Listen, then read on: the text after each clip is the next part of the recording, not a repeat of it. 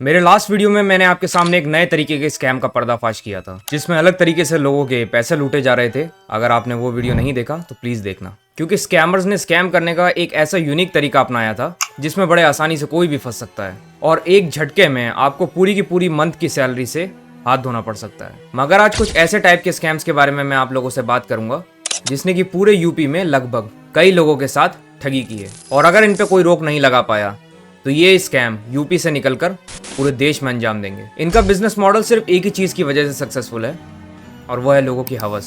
ये बस लोगों के हवस को मोनेटाइज कर रहे हैं और लाखों रुपीस के स्कैम को खुलेआम अंजाम दे रहे हैं। और ये स्कैम ऐसे हैं कि अगर लोग इसमें फंस भी जाएं, उनके साथ लाखों की ठगी अगर हो भी जाए तो इज्जत के मारे पुलिस में कंप्लेंट नहीं करेंगे, जिनसे इन स्कैमर्स को और भी बढ़ावा मिलेगा और ये और लोगों के साथ स्कैम करेंगे। तो चलो अब बिना कोई सस्पेंस क्रिएट किए आज के इस वीडियो को स्टार्ट करते हैं और डिस्कस करते हैं एक ऐसे स्कैम के बारे में जिसने पूरे यूपी के लोगों के दिलों में एक दहशत बना दी।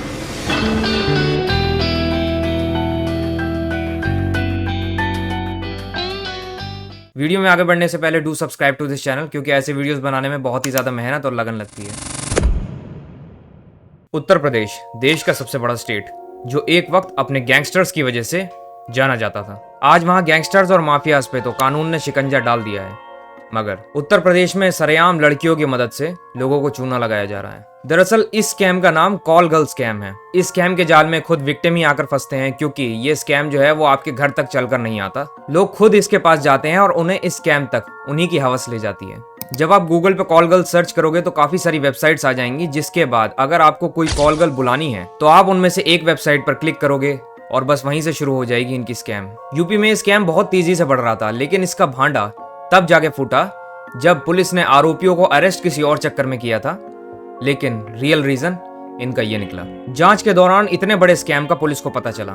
दरअसल उत्तर प्रदेश के लखनऊ में गोमती नगर के गुआरी गांव में 16 अगस्त की रात कुछ कार सवार बदमाशों ने एक लड़के को किडनैप कर लिया, जिसके बाद किडनैपर्स ने लड़के की मां नीलम को कॉल करके 50,000 रुपए की फिरौती मांगी, जिसके बाद नीलम ने बिना टाइम वेस्ट किए पुलिस को इसके बारे में बताया। ट्रेस करते ही पुलिस लोकेशन पे किडनैपर्स को अरेस्ट करने के लिए पहुंची। पहुंचने के बाद पुलिस ने सबसे पहले लड़के को किडनैपर्स के चंगुल से आजाद कराया और फिर किडनैपर्स को अरेस्ट कर लिया, जिसमें 3 लड़के और 2 लड़कियां शामिल थीं। लड़कों का नाम फैजल अली, देश दीपक पांडे, अविनाश मेहरोत्रा, और लड़कियों का नाम सानिया खान और सीमा गोयल था। इन सारे आरोपियों को पुलिस ने तो किडनैपिंग के केस के चक्कर में अरेस्ट किया था, लेकिन जब पुलिस ने इनके फोनों की छानबीन की तो उसके बाद ये खुलासा हुआ कि ये सारे के सारे तो एक एस्कॉर्ट सर्विस चला रहे थे। अब जिन्हें नहीं पता उन्हें मैं बता दूं कि एस्कॉर्ट सर्विस एक ऐसी टाइप की सर्विस होती है जिन्हें पैसे देके लड़के या लड़कियां बुलाए जाते हैं। लेकिन इन लोगों ने जो एस्कॉर्ट सर्विस खोला था वो इतना सिंपल नहीं था। इन्होंने अपने उस सर्विस का गलत तरीके से इस्तेमाल किया,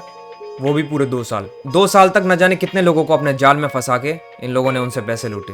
अब इनके स्कैम करने के तरीके पे नजर डालते हैं। दरअसल यूपी के लोग जब ऑनलाइन एस्कॉर्ट सर्विस सर्च करते हैं तो इनकी वेबसाइट सबसे पहले आती है, और एक ही नहीं, इनके पास काफी सारे वेबसाइट्स हैं। जिसके बाद कस्टमर्स वेबसाइट पे क्लिक करते, फिर स्टार्ट होती थी चैटिंग के दौरान ये कस्टमर्स को लड़कियों के फोटोज भेजते। कई सारी लड़कियों के फोटोज भेजने के बाद कस्टमर को जो लड़की पसंद आती वो उसे डन करता, जिसके बाद प्राइस, प्लेस, टाइम और भी कई सारी चीजें डिस्कस होती। ये सब डिस्कस होने के बाद कस्टमर से एडवांस मंगवाया जाता, और एडवांस की रकम लगभग 500,000 नहीं, करीब 8,000 से 10,000 होती। एडवांस मिलते ही ये कस्टमर से हर तरह के कॉन्टैक्ट्स खत्म कर देते, उन्हें ब्लॉक कर देते या फोन स्विच ऑफ कर देते या फिर सिम तोड़ के ही फेंक देते, जिस सिम के नंबर से इन्होंने कस्टमर से बात किया था, ताकि किसी भी प्रकार का कॉन्टैक्ट दोबारा ना हो पाए। अगर कोई कस्टमर इन्हें मन मुताबिक पैसे नहीं देता तो ये लड़की के साथ मिलके कस्टमर के साथ एक जगह पे पहुंचने का प्लान बनाते, और पहुंचते ही सबसे पहले पैसे की मांग करते।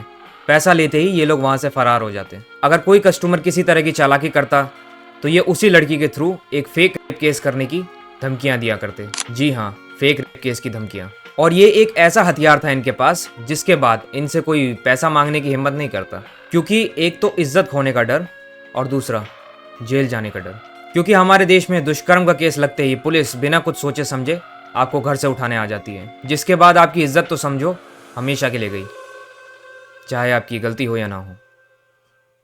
पुलिस को इनके फोन से कई सारी लड़कियों की फोटोज मिली हैं, जिन्हें भेजकर ये पैसे लूटते थे। इसी के साथ कई सारी personal chats, group chats, Telegram groups वगैरह भी बरामद हुए हैं, जिसमें कई सारे लोगों को चूना लगाया था इन्होंने। पुलिस का ये कहना था कि सिर्फ 5 लोग इस स्कैम में नहीं जुड़े हैं, इनका बहुत बड़ा नेटवर्क है और हम हर एक इंसान की तलाश कर रहे हैं जो इसमें जुड़ा हुआ था या किसी प्रकार की भी एक्टिविटी से इनसे कनेक्टेड था। अच्छी बात यह है कि नए कानून यानी कि भारतीय न्याय संहिता BNS में ऐसे स्कैमर्स को लाइफ इम्प्रिजनमेंट की सजा दी गई है। यही नहीं, लखनऊ में तो कैश ऑन डिलीवरी पे कॉल गर्ल्स आ रही हैं और लोगों के साथ स्कैम करके चली जा रही हैं। लखनऊ में पढ़ रहे एक स्टूडेंट ने, जिसने अपनी आइडेंटिटी रिवील नहीं की, एक एस्कॉर्ट सर्विस से व्हाट्सएप पे कांटेक्ट किया। कुछ देर चैटिंग होने के बाद डील 8,000 में डन हुई। एस्कॉर्ट सर्विस वालों ने एडवांस में 2,000 रुपए मांग लिए। उस लड़के ने पैसे भेज भी दिए, लेकिन दलाल ने कहा कि डील 8,000 में डन हुई है तो उसका एडवांस पेमेंट आधा तो मुझे चाहिए, नहीं तो वो नहीं आएगी। लड़के ने और 2,000 रुपए भेज दिए, जिसके बाद लड़की एक कार से उस लड़के की सोसाइटी में आ गई। लड़का 3rd फ्लोर से उस लड़की को देख रहा था, जिसके बाद लड़की ने लड़के को व्हाट्सएप कॉल किया। कॉल पे बात करते हुए लड़की ने कहा कि बाकी के बचे हुए पैसे भी भेज दो। लड़के को लगा कि अब तो ये लड़की सोसाइटी में है, तो अब पैसे दे भी दिए तो कहाँ ही चली जाएगी। लड़के ने बच्चे 4,000 रुपये भी भेज दिए।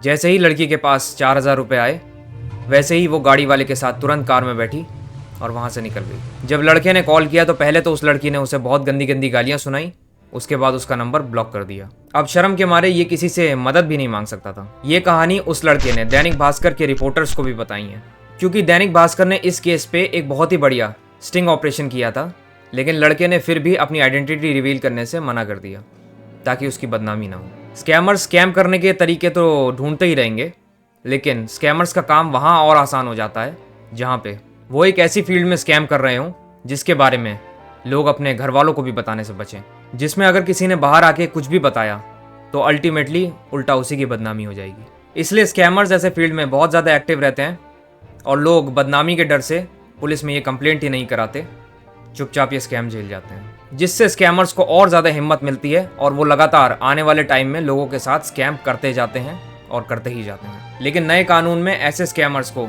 लाइफ इम्प्रिजनमेंट की सज़ा दी गई है, तो थोड़ी बहुत उम्मीद बची है कि शायद आने वाले टाइम में ये लोग ये सब स्कैम करना बंद कर दें।